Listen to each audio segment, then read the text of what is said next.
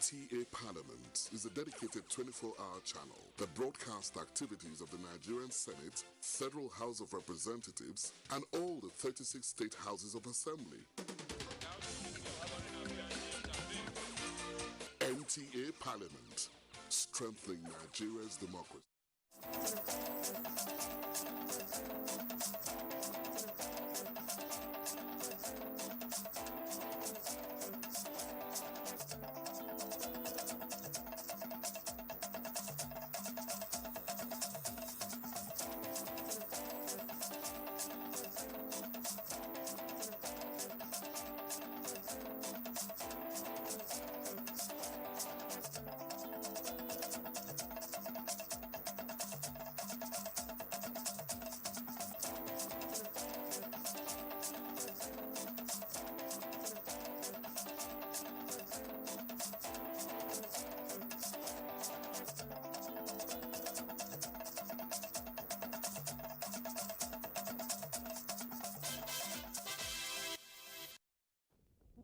We're glad to have you join us. This is Nationwide on the network service of the NTA. I'm Ruth, Aguele. President Muhammadu Buhari has inaugurated the first integrated maritime security strategy in West Africa with the aim of tackling piracy and other crimes at the sea. Let's hear more from Benny Adams. Speakers at the inauguration noted the increase in piracy attacks on West Africa's Gulf of Guinea, which has hampered economic gains of the region, with Nigeria receiving a fair share. The situation the federal government is nipping in the bud with the inauguration of land, sea and air assets by President Muhammadu Buhari. This intervention, no doubt, will facilitate a conducive environment for the maritime sector to thrive and contribute to the diversification of the Nigerian economy. Based on this set of facts, I developed an agenda to secure the channels of maritime trade, reduce shipping costs, and expand indigenous participation in the maritime sector in order to facilitate increase in the contribution of the sector to national revenue and the gross domestic product. According to the latest figures from the ICC, that is the International Maritime Bureau, the Gulf of Guinea accounted for nearly half, that's 43% of all reported piracy incidents in the first 3 months of 2011. We are beginning to witness an era of proper coordination, meaningful cooperation, collaboration, production in terms of maritime security. IMO remains committed to support Nigeria and the region in all your efforts. Security equipment procured include a maritime security unit consisting of command and control communications and intelligence center for intelligence gathering as well as data collection.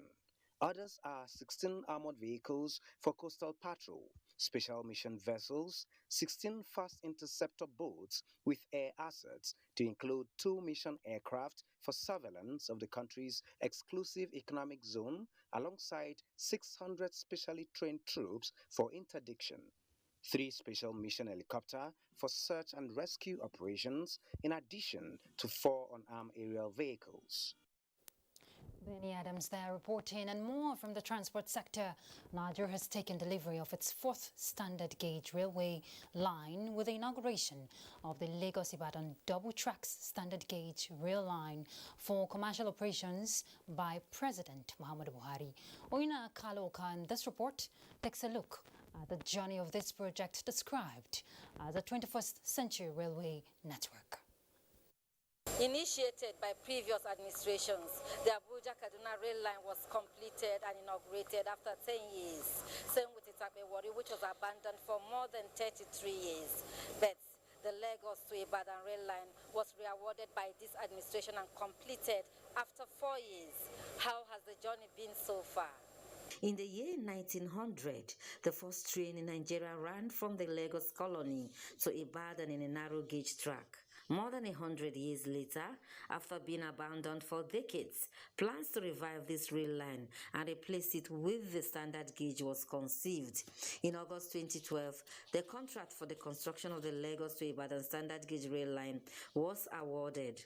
But due to funding problem, the project never saw the light of the day. With the coming of this administration in 2015, plans to resuscitate this rail line was given top priority.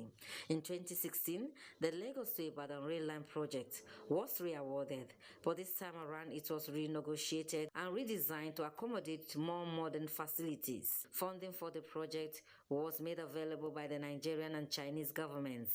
With the agreement sealed by both partners, the project took off on a high speed, with a groundbreaking ceremony on the 7th of March 2017 by the Vice President. Same year, construction began, equipment were rolled out, and workers mobilized on site. It's going to be followed by ballast filling, and then you have the track. To check delay and execution of substandard projects, the Minister of Transportation, Chibike Rotimi Amici, deployed regular inspection. The Minister was not only passionate about this project, it was as if it was his life. Before long, the project started taking shape. Massive state-of-the-art 11 train station constructed along the corridor. Opening up the country is critical to development, to culture, to productivity. I'm happy to see it being resuscitated. To ease movement of goods, the rail line was further extended to the seaports. Along the line, construction was delayed, but in all this, with the commitment, determination, and the zeal of the federal government, the Lagos to Ibadan standard gauge rail line has come to fruition. Even against criticism of the fact that we're taking loans to build this, you are determined to complete this project. We will leave from here, Mr. President, and move by the end of the month to Kano Kaduna. We've secured approval from you to commence construction. When I came in here, I said, wow, because it's not just that a station is a terminal is being provided, but the quality, the style, the beauty of and the magnificence. The rail line connecting three states is expected to move hundreds of passengers and freight, thereby transforming the social and economic lives of the people. The project is part of the railway modernization in the country. Oyina Kalo Oka, NTA News. Thank you, Inaya. Another milestone, been recorded so far. So let's expand the discourse. We have a guest in the studio, Engineer Saidul Hassan, Deputy National Chairman, Nigerian Institution of Highway and Transportation Engineers. Thank you very much for joining us. Yeah, welcome for inviting me. You've seen the big feat recorded this day, yes. And what would you say are the advantages of this feat to our collective development, especially when we're looking at completion of project and digitization of rail transportation? I can say this is very enormous. Okay. Enormous in the sense that it's going to bring a lot of relief to other sectors, because rail is one of the our mode of transportation in the, anywhere. Yeah. So this development is going to, one, has the advantages of economic growth. All those along these corridors are going to benefit both economically, and also it will also reduce travel time. Then other modes of transportation, like our roads, will also be relieved in the sense that once goods are moved by train, is at a go, it's removing like 50 trailers off the road, and you can see it will increase the lifespan of that road. It will reduce accident. Yes. It will also improve our safety. So this is a big economic masterpiece that has been done. We in the profession are very happy that we are seeing this happening that we've been yearning for years. Because now you can see that you can travel between Lagos and Ibadan in 1.5 hours by rail, which even by road you cannot make it by 3 hours. So all the gridlock you are having along the Lagos-Ibadan axis will be reduced. All the nuisance of trailers now you have at Apapa Port, all the bridges you see trailers being packed will be reduced because you have the dry port now in Ibadan. So goods can move now from the port to to Ibadan, and they can be evacuated by road. You know, the Lagos-Ibadan rail line is another project, another rail line rather, being inaugurated, adding to the list of rail lines we've seen inaugurated so far. And from what you're saying, the impact on other means of transportation, what about the multiplying effect on the economy? The multiplying effect is going to be great, because anywhere you have an improved transportation will bring more investment, will make goods and services in terms of growth. It's high economic growth. Yes. Goods and services will be less in terms of expenses, because your goods can move and you can get them at cheaper rates. Investors, what they are looking for is good transportation network, because any country that gets their transportation right is an automatic getting the economic right, because the transportation is linked to the economy. So once the economy, the transport is right, it's automatic, the growth of economy will be there. You know, you're an expert in this field, and so far we have seen other the railway line being vandalized over time. You know, that's dwindling the growth of what we're supposed to be projecting. What would you not want to see, and what's your advice to Nigerians if we're talking protecting our assets like this? Yeah, we have to protect these infrastructures as our own property, because the vandalization is an unfortunate situation, because this belongs to all of us, because we as professionals and any other person, we are the government. We don't have an individual that you say is the government. Because, for example, now you can see people from Alaja coming to Itakpe. If you are coming from that axis, it might take you up to 10, 12 hours to Abuja. You can now make Abuja in about 6-5 hours, because the train will take you 2 hours to Itakpe, another 3 hours to Abuja. So you can see you have reduced travel time. So the villages and the corridors and goods and services along those corridors will be brought to Abuja at a cheaper rate.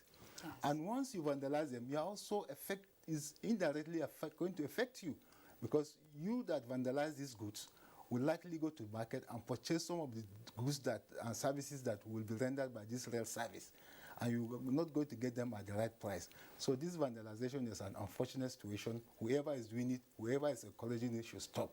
And we should have the highest penalty for the vandalization, because Nigeria have to grow. All right, thank you very much, Engineer Saidu Hassan. He's the Deputy National Chairman, Nigeria Institution of Highway and Transportation Engineers. Thank you very much for your time. Yeah, welcome for inviting me. Thank you. All right, so let's move this train to Lagos. We hear there's excitement by Lagosians. The Lagos-Ibadan rail line comes alive. Hingino, tell us. Thank you, Ruth. The change in the transportation landmark of Nigeria, especially via the rail subsector, may be gradual, but it is progressive enough for many Nigerians to recognize and appreciate. In this report, Adeni Taiwo captures the mood of the residents at the inauguration of the Lagos-Ibadan rail line by President Muhammadu Buhari in Ebutemeta, Lagos. My name is Nick Jones. I'm a third generation of this state, I can tell you. She was one of the early callers at the Mobolaji Johnson train station, Ebutemeta, where President Muhammadu Buhari formally inaugurated the Lagos-Ibadan rail line for full commercial operations. A third generation indigene of Ebutemeta, and nostalgia about the old railway station where she had her childhood memories was about to be replaced with a new era in the rail subsector, and she was not going to miss out on the parade. If I want to talk about this, this is a masterpiece. It is, I would say it is awesome. A very good project that will stand its test of time. And I know that it will enhance the beauty of this local government, and the economic activities will rise up. When I was in the university, we always take a night rail from Ibadan, Oshogbo, Ofa, Ilorin, up to Kaduna and up to Jos. So one will be very happy now that the situation now is good. Nobel laureate Professor Wole Soyinka also came in early. He is one on the list of heroes recognized by the federal government with train stations along the Lagos-Ibadan rail corridor named after them. It reminds us of the accomplishments of our heroes in the past. People will ask, oh, who is Chief Anthony Nahuru? Who is Professor Wole Soyinka? For the Managing Director of Nigeria Railway Corporation, Fidet Ohiria, who has been working hard alongside other stakeholders towards timely delivery of the project, it is time to heave a sigh of relief, take a beat, and move forward. I'm relieved and happy that we have delivered it, but I see a lot to be done. It was a happy President Muhammadu Buhari who later flagged off the project and took a symbolic ride on the train to signal commencement of commercial operations. In Lagos, Adeniyi Taiwo, NTA News. Similarly, a world-class security framework designed for total spectrum and better domain awareness using some of the latest technology, Deep Blue project initiated by the federal government, has been launched in Lagos. Imole Ayetokede Ogunfowora, who was at the official flag-off of the Deep Blue assets held at ENL Terminal, Apapa Port, reports on activities on the sideline of the inauguration. The arrival of President Muhammadu Buhari from the inauguration of the Lagos-Ibadan standard gauge rail line is a clear determination of his administration's resolve to revolutionize the transport sector both on land and sea. The Deep Blue project, the first integrated maritime security strategy in West and Central Africa, will secure Nigerian waters up to the Gulf of Guinea and will tackle maritime security on land, sea, and air. Human trafficking, banditry, destructions of our pipelines, illegal refinery, crude oil thefts, and many more. Those are the issues that concerns our exclusive economic zones. This effort to secure the waters will give Nigerians more leverage to harness the enormous resources in the maritime environment and aid the drive towards economic diversification. When we get our security right, it will get down the cost of shipping, that's one, which is good for stakeholders. Then, of course, safety of the goods and safety of the people. It is an assurance to the international trading community that Nigeria has taken full control of its maritime waters. Command, Control, Communication, Computer and Intelligence C4I units for intelligence gathering and data collection, armored vehicles for coastal patrol, special mission vessels and fast interceptor boats, special mission aircraft for surveillance, and helicopters for search and rescue operations are among the assets acquired for the project. This project, a collaboration with security agencies, is designed to improve operational capacity of stakeholders. In Lagos, Imole Ayetokede Ogunfowora, NTA News. To other matters now. 3 drug peddlers have been intercepted by the National Drug Law Enforcement Agency, NDLEA, at the Murtala Mohammed International Airport, Lagos, for being in possession of cocaine. Abolade Salami reports that a suspect who ingested the hard substance excreted some airborne.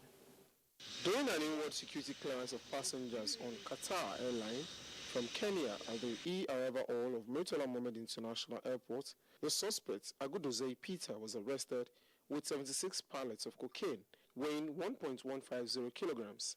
At the point of his arrest, 36 pallets of cocaine were concealed in his underpants, while on observation, he excreted additional 40 pallets. So they stopped the cannabis inside.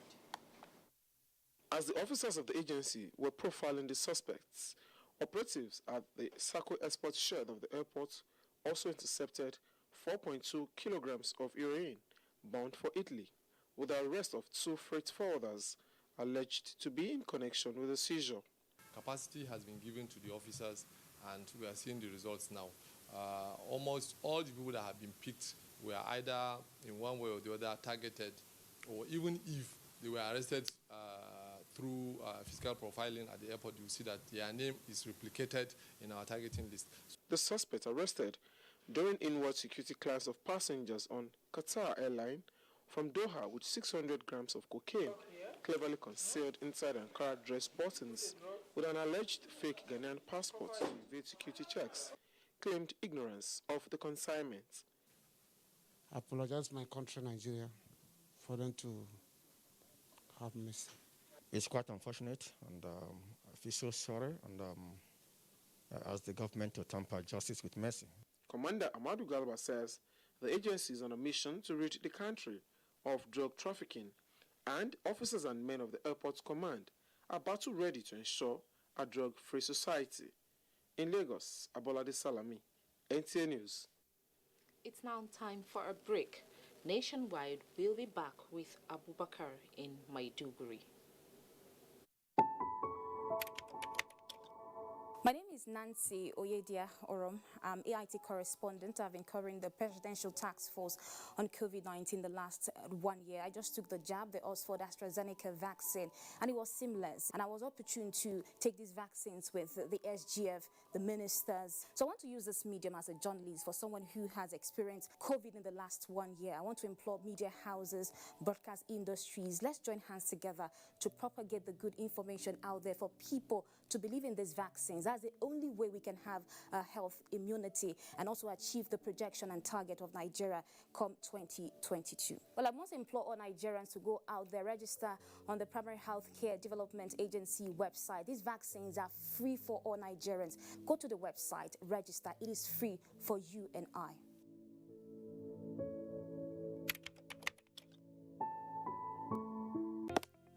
Although social media as a channel of communication is inherently harmless, it becomes harmful and damaging when used without discretion and thoughtfulness. Bad social media users spread rumors and fake news without verification. But good social media users stop, reflect, and verify information before sharing it. Be a good social media user. Stop the spread of fake news. Verify the authenticity of your source and use social media responsibly for a better Nigeria. This message is brought to you by the Nigerian Television Authority, NTA, in collaboration with the National Orientation Agency.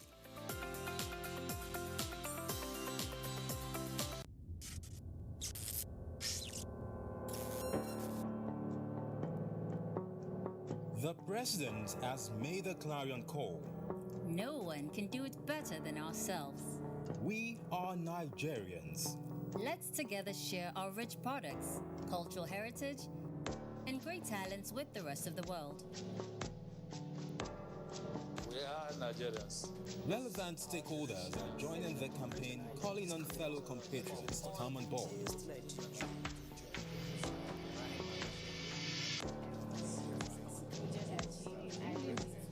Be part of Made in Nigeria Expo, coming on the 15th to 19th of June 2021 at the Eagle Square, Abuja. Made in Nigeria Expo is brought to you by the Interministerial Committee on Nigeria at 60 Expo, in collaboration with Business Visa and Trainings Company Limited.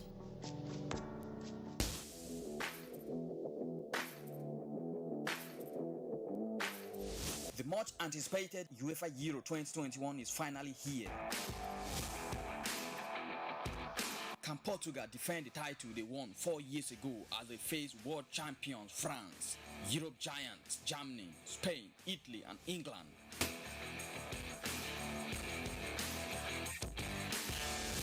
Catch all the action via live transmission, in-depth studio analysis, fixtures, results, updates, and lots more on NTA, Africa's largest TV network. For sponsorship and advert placement, contact Bola on 080-37044286 or Idris on 080-34-633-644. This broadcast is proudly brought to you by NTA in partnership with Media Business Solutions, MBS Sports.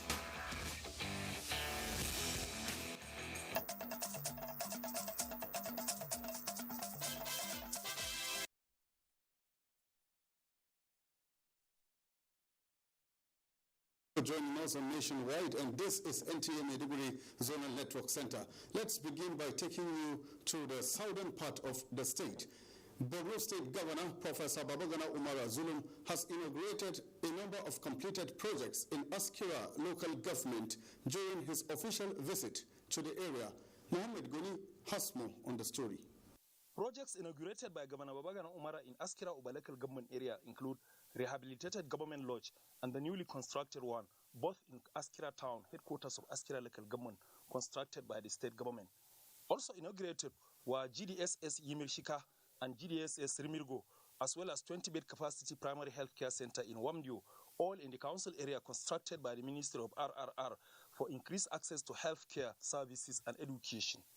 Governor Zulum also performed groundbreaking ceremony for construction of 300 new houses in Rimirgo with a directive to complete the work in 6 months without compromise. The people of Askira Uba were full of praises to Governor Zulum for the provision of basic facilities, including schools and healthcare centers in their communities, for which gifts were presented to the governor. Commissioner for Reconstruction, Rehabilitation and Resettlement, Mustafa Gubio, whose ministry executed the projects, attributed the good work done to professionalism of the engineers involved, assuring that the projects will stand the test of time. Governor Bagana Umara paid courtesy call on the Emir of Askira, Mai Abdullahi ibn Muhammad Askirama, and that of Uba, Ali Ismaila Mamza, where he assured the royal fathers of more developmental projects in their domain, in line with 10-fact development agenda of the present administration, in addition to the ones already executed. The emirs were full of praises to the governor for the developmental projects in their domain, assuring continued loyalty and support. In Maiduguri, Mahmoud Goni, NTA News. State, Borno State government has presented food and non-food items as well as cash support to parents of the abducted Chibok girls as part of Governor Zulum's engagement there. Minister for Women Affairs, Dame Pauline Talen, handed over the materials to leadership of the parents for onward distribution to them on behalf of the state government. Rebecca Baturi completes the story. The food items donated to the parents of the adopted Chibok girls by the state government includes 500 bags of rice, 250 bags of maize greens, 250 pieces of wrappers, as well as 4.4 million naira cash support. At a brief ceremony, both Governor Zulum and the Minister for Women Affairs, Dame Pauline Talen, reiterated that government will not leave them to their fate, as no effort will be spared to return the remaining schoolgirls in captivity. We are not saying we are compensating them, but we know they are in a period of grief and sorrow. They may not be having the enthusiasm to go to their farmlands and farm because of their emotions. After rehabilitating the school, he is presenting this forward presentation to the chairman of the parents. Reassure them that our prayers and our hearts are with them. Mr. President and the governor are doing everything possible. As part of her engagement, the minister also inaugurated 200 low-cost housing units constructed by the State Ministry of RRR for widows and other vulnerable members of the society. Governor Zulum noted the approval given by President Muhammad Buhari for construction of 10,000 affordable houses in Borno, in addition to what the state government is doing. In Maiduguri, Rebecca Buturi, NTA News. And those are the latest stories. For now, from Maiduguri, Ruth in Abuja has more reports for us in the course of this news belt. So Ruth, it's back to you now. Thank you very much, Abu Bakr. President Muhammad Buhari felicitates with the leadership and members of the 9th National Assembly on the 2nd anniversary of the Assembly, extolling the sense of duty and diligence in handling issues related to the development of the country. President Buhari salutes the vision, courage and patriotism of the Assembly, noting with appreciation the understanding and maturity of the lawmakers in speedily processing bills that directly impact the welfare of Nigerians, courageously finding common grounds to move the country forward, and passionately carrying out their oversight functions with justice and fairness. The President, in his goodwill to the Senate President Ahmad Lawan and Speaker of the House of Representatives Femi Gbajabiamila, appreciates the harmonious working relationship of the legislature with other arms of government and believes that the legislature has brought dignity and honor to the country and looks forward to more years of harmonious working relationship with focus on improving the livelihood of citizens and creating an enabling environment for a prosperous nation where both the young and old can fully realize their dreams. Well, 5 years post-implementation, the National Anti-Corruption Strategy in Nigeria has recorded remarkable progress. Dayo Ogunshola reports that key players at a peer review of the strategy organized by the Senate Committee on Anti-Corruption and Financial Crimes made this assertion. The National Anti-Corruption Strategy, launched in 2017, is a policy framework providing mechanism for the fight against corruption. 5 years down the line, this roundtable discussion is organized to examine the journey so far. At the end of this exercise, we should be able to provide a clear picture of where we actually are and produce a report which will guide government on the next steps. Anchored on 5 pillars of prevention, public engagement, ethical reorientation, enforcement, and recovery. What progress has been made? The major policy which the NACS anticipated is the ethics and integrity policy, which ICPC succeeded in facilitating, adopted by government. We updated our disciplinary processes and procedures, and there's consequence for everything today in this company. We have established a code of conduct that every staff of NNPC must comply with. On February 5, 2020, the Minister of Interior came and launched the Crime Record Information System. We have deployed that solution in 37 government agencies. The peer review mechanism provided opportunity for the participants to raise issues of collaboration and the possibility of multi-levels approach with dedicated fund to fight this scourge. From the National Assembly, Dayo Ogunshola, NTA News. The House of Representatives has urged the federal government to secure the release of the 136 pupils abducted from a school in Tegina, Rafi local government area of Niger State. Now, the issue, which came under matters of urgent importance, was raised by the Niger State caucus at the House of Representatives. The lawmakers suggested the deployment of drones and helicopters to identify criminals' hideouts, in addition to developing a mechanism that would ensure synergy among security agencies, especially on intelligence sharing for timely response to security breaches. The House urged the Inspector General of Police and other security agencies to comprehensively rejig the security architecture in Niger State in view of the frequent attacks by bandits. All right, let's go to Enugu. Let's find out what's the latest there, and Mina is set to guide us. Mina?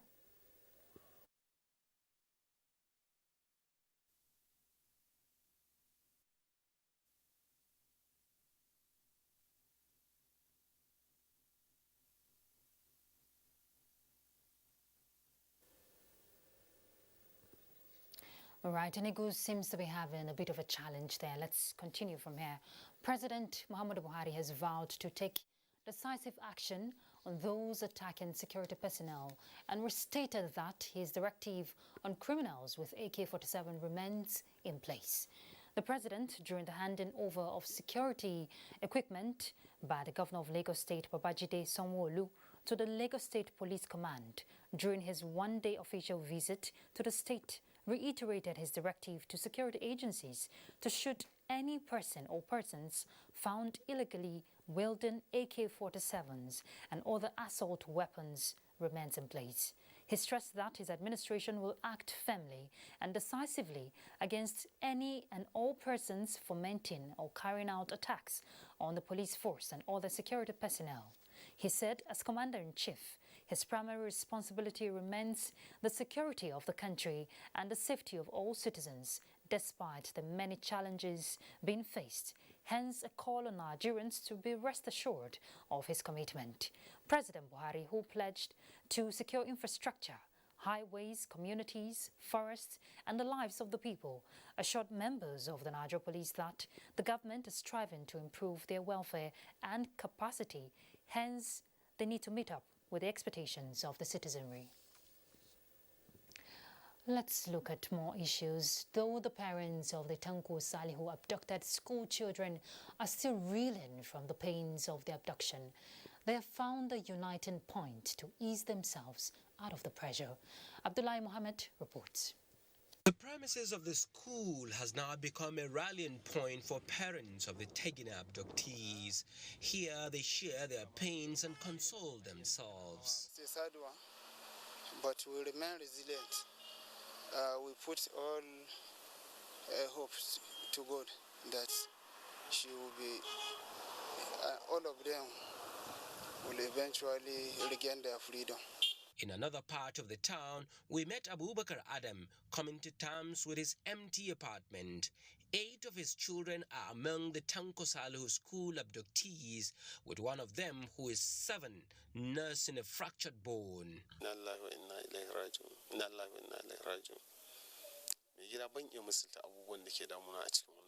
I can't explain the kind of pain I am going through because these children are my joy. Back in the school premises, the lips of each of the parents is a prayer for the prompt release of the abductees. In Tagina, Rafiro local government area of Niger State, Abdullahi Muhammad, NTA News. You can only imagine their pains.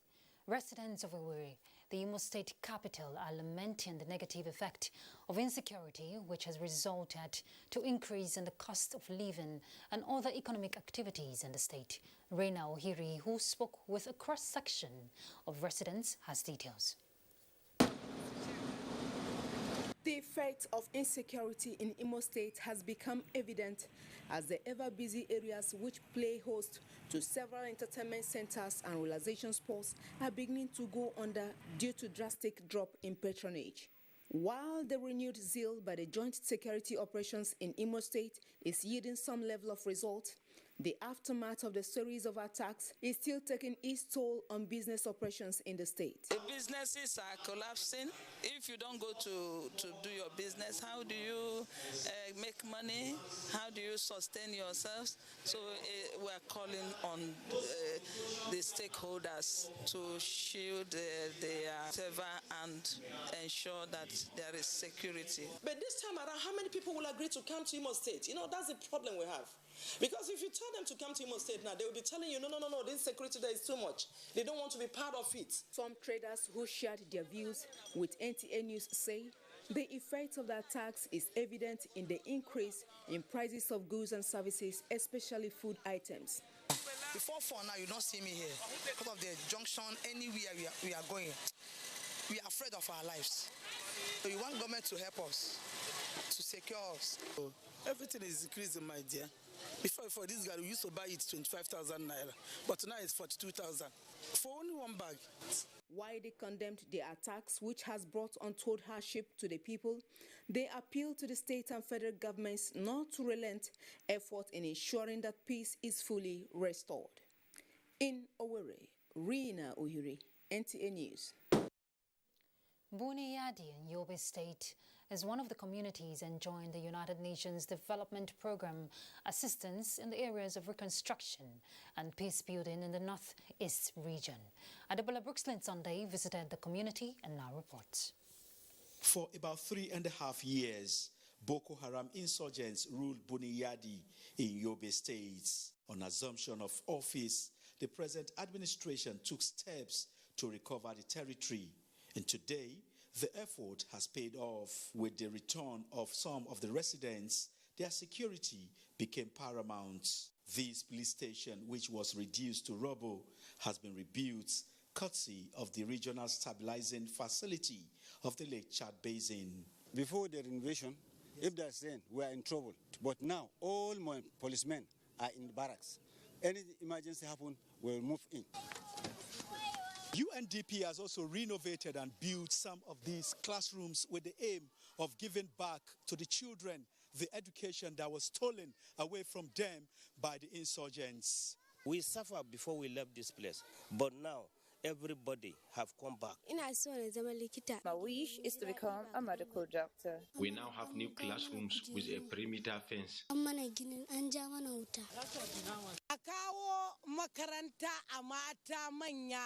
Awa Ibrahim, mother of some of the pupils, said it is not too late for even mothers to be educated. If we are educated, we will be able to guide our children properly.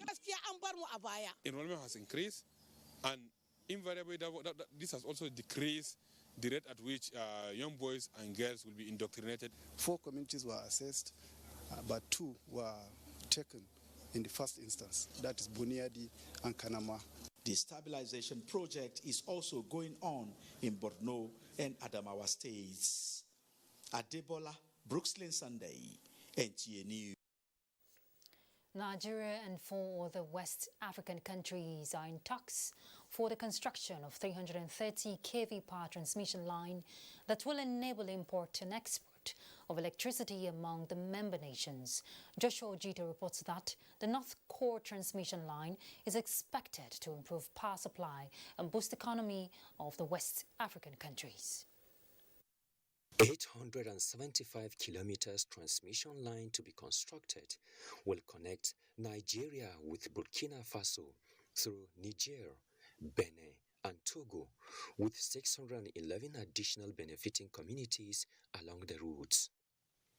The North Core transmission power line to be funded by the World Bank, French Development Council and the African Development Bank is expected to cost $570 million. This meeting of the 5 member states is to deliberate on the progress made so far in the implementation of the project, as well as discuss ways of addressing security challenges along the corridor. The issue of security is one of the great concern of this project. There is a consultant that was engaged to come out with a security report. He did his job. We have shared this report to all the 4 countries, and they have looked at it, and now the ministers are going to decide which way to go. The founding agreement has been signed, and we are now waiting for the disbursement of the fund. That will be done as soon as we sign the construction contract. Nigeria is generating power that will be supplied in the new transmission line. In Abuja, Joshua Ojito, NTA News. All right, let's make a stop at Kaduna. Salamatu is set for us. Salamatu. Thank you, Ruth. Good evening and welcome to Kaduna. Here we begin with security matters. Northwest Zonal Meeting of the Directors of State Security Service holds in Kaduna. Muhammad Umar Ajingi reports that Governor Nasser Ahmad El-Rufai urges the personnel to deploy modern technology and work in synergy with sister agencies to tackle security challenges bedeviling the region. The report. These are the directors of state security service from the northwest states, including heads of sister agencies, sharing experiences and exchanging ideas on how best to deal with security challenges confronting the region. They say enough of criminality in the land. Interagency cooperation is sacrosanct to the DSS, as evident in the history of the service. We should always see ourselves as Nigerians with common knowledge and common intention to spare the state in particular, and then Nigeria in general. Governor Nasser Ahmad El-Rufai is also emphatic, pledging the resolve of the governors of states in the region to give necessary support in dealing with the disturbing trend of crime. These criminals operate across state lines. Therefore, tackling them requires cooperation and collaboration by the various states. Any plan that seeks to address the problem only in one state will at best yield a temporary respite as the criminals retreat to safe havens in places where there are no active and continuous counterinsurgency operations. This meeting renews hopes of citizens in the northwest states that the current security challenges will soon be history. In Kaduna, I am Muhammad Umar Ajinki, NTA News. Away from security, the urban renewal project of the Kaduna State government is giving Kafanchan Jama local government area a new look. Lois Apollo has an update on the ongoing project.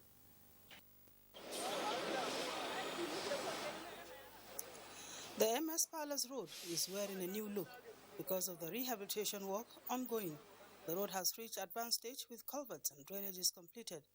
Laying of bitumen on the dual road is also progressing. Residents are full of gratitude as it is the first time a project of such magnitude is executed. This project is already beautifying landscape of the area and access roads as well as prevent possible flooding. Actually, it's a good project and it's a laudable project. Road is key to the development, at least. And under the road, there are certain things attached to the road. There are drainages, there are street lights. So when you look at this project, it has great impact on the development of that society. I know by the time they will finish this road, everybody will be happy. We were happy, over happy. Because even when they came to our shops to measure, we didn't wait for them to come and call the shop by themselves. We did it with ourselves. The community is also complementing by distilling the blocked drainages. In Kafanchan, Lois Apollo, NTA News. And that report concludes our package from here. Ruth, over to you. Thank you, Salamatu. Welcome back. Civil Society Legislative Advocacy Center is seeking more action plans to address issues of illicit financial flow and corruption in arbitration in Nigeria. Abdulmalik Hassan reports. Meeting of key actors is discussing challenges of lack of transparency and accountability that are undermining social, economic and political progress in Nigeria, stressing illicit financial flows and corruption in arbitration as serious setback that must be addressed. Illicit financial flow outside the country generally do not return to the country of origin. This can be generated in a variety of ways that are not reviewed in national account. The first is chain of ownership. This is a situation where many companies, including those registered in tax havens and secret banking jurisdiction, end up owning a particular company. We have nominee shareholding. This is a situation where a shareholder holds a share on behalf of a third party. Then we also have bearer's share under this nominee shareholding. We are losing about 18 billion US dollars annually to illicit financial flow in this country. This money could have been used for development. Stakeholders here believe that everyone has a role to play in ensuring transparency and insist on making public all awarded contracts and conduct oversights to avoid losing funds to corruption. In Abuja, Abdulmalik Hassan, NTA News. A proactive and systematic approach is required to overcome problems of insecurity, poverty and corruption, which are the major drawbacks to the unity and growth of the country. Now, this forms part of suggestions at the first NTA Aguele Forum lecture with the theme, Good Governance and Corruption in the Face of Insecurity, the Imperative of Youth Involvement. Abiola Ariu reports. The lecture identified geometric increase in the nation's population without a corresponding increase in job creation as one of the major challenges in Nigeria, requiring urgent attention. Do we have opportunities for the children that we are bringing on board? This puts a lot of pressure on government, and government must rise up to this. The Director General of NTA, represented by the Zonal Director, NTA Benin Network Center, Mrs. Pauline Igbano, said the largest television network in Africa is poised to fulfilling its mandate of ensuring unity, peace and tranquility in Nigeria. NTA, in the discharge of its mandate, will continue to make its live network available for intelligence, thought-provoking and solution-driven discourse. We are poised to do more, to serve. High point of the event was the presentation of 9 awards to distinguished Nigerians in Akure. Abiola Rio, NTA News. All right, let's rejoin Enugu. Mina is set for us now. Mina? Hello, Ruth. Good evening and welcome to Enugu. About 301 patent medicine stores in Enugu State have been sealed up within the last 1 week by the Pharmacists Council of Nigeria for not keeping with the rules and regulations on citing the business. Chinenwe has more. These stores are mostly located at the rural areas especially where primary healthcare centers and pharmacy stores are not easily accessible. Due to the fact that human lives are involved, before anyone sets up a patent drugstore in the country, it is the responsibility of the Pharmacists Council of Nigeria to ensure that the owner of the business meets the requirement for opening a drugstore before issuing him or her a license. Recently in Enugu State, about 301 patent stores were sealed off by the Pharmacists Council of Nigeria for not keeping with the rules and regulations of the business. The motive behind the operation of most of these illegal medicine shops is profit. This has created room for unhealthy acts such as the sale of substances of abuse to criminal elements in the society who carry out their nefarious activities under the influence of drugs. Some key players in the pharmaceutical industry in the country applauded this move by the council, stating that it would end quackery and promote public health. These are people who are currently being used in some developed countries, not all developed countries, to bridge the gap between the pharmacy shops that should actually be servicing the populace as far as drugs and health is concerned.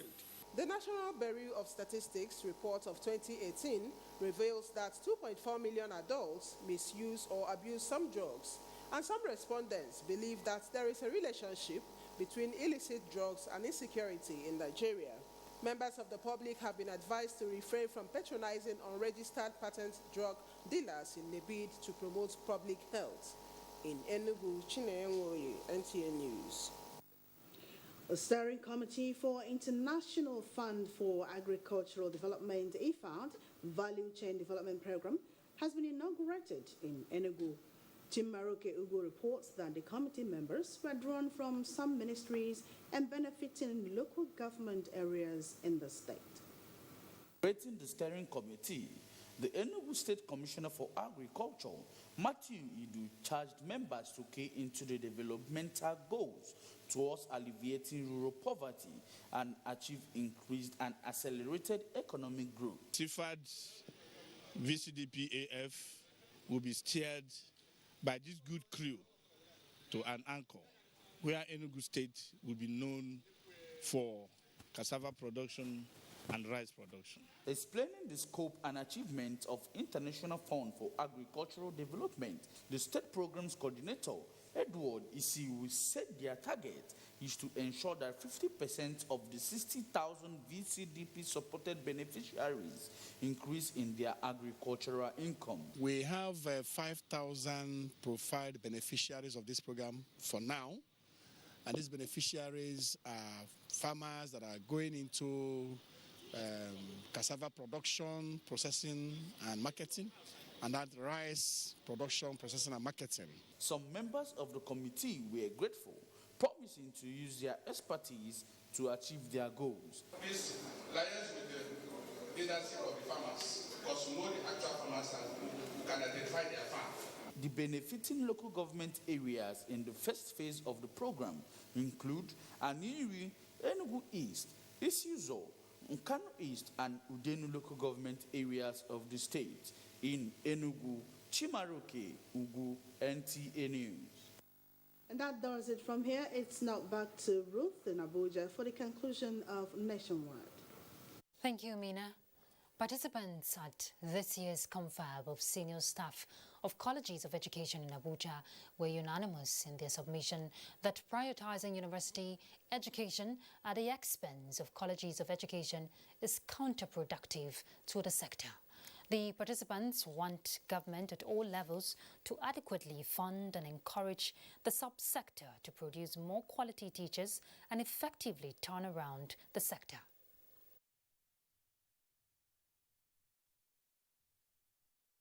And for us, the growth and development of teacher education remains non-negotiable, as it is the bedrock of development in our beloved country, Nigeria. We must therefore resist any attempt to undermine our rules. I urge you to live up to our responsibilities in our various schedules of duties in our various colleges.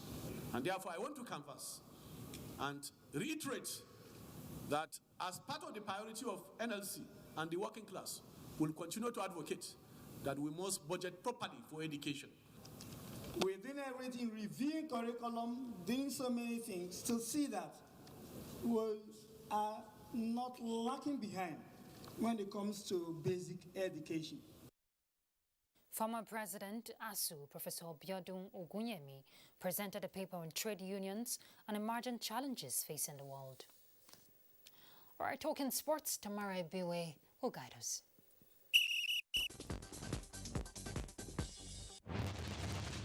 Welcome to Sports Update. I am Tamara Ibiwe.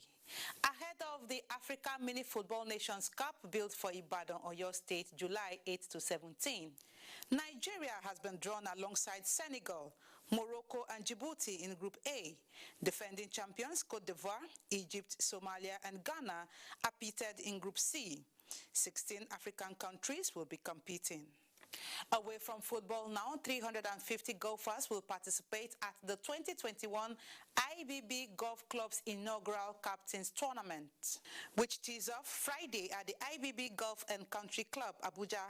Olale Kankila Jolu, who was at a media briefing in Abuja, reports that amateur golfers from handicap 19 to 36 and professional golfers will compete for prizes in the two-day event. So this is their first event to introduce them to the world, that this new high school, they mean business, and they're going to bring the various opportunities golfing event offers. Finally, to tennis, where world number 1 Novak Djokovic is up against arch rival and world number 3 Rafael Nadal for a place in the final at the ongoing French Open on Friday. Their intense rivalry continues, with Djokovic leading the head-to-head 29-28. Nadal is the king of clay and won his 13th French Open title last October, where he defeated Djokovic in the final.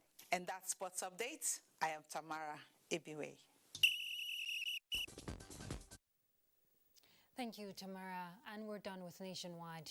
Thank you very much for your company with us. But remember, we will not be tired to remind you that the fight against rape and rapists is still on.